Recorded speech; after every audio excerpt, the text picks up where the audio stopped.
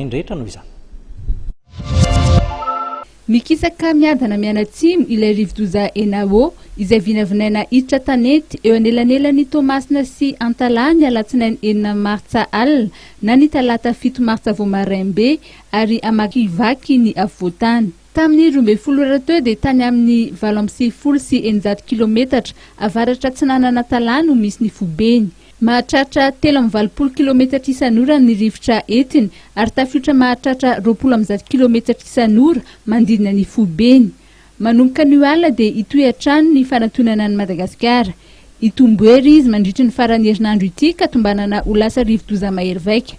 Manoloana izany dia manan-keratra ny filazana fanerana amin'ny loko maitso ho an'ny antsiranana voalohany sy faharoa, Sava, Analanjorofo ary Atsinanana. Ilazana ny mpiandrika fa iahery ny ranomasina eo anelanelany Tomasina sy Vohimary manomboka ny alina noho ny alondrano ateraky ny Enao. Ho mafy ihany koa ny rivotra manomboka ny alahady tolakandro.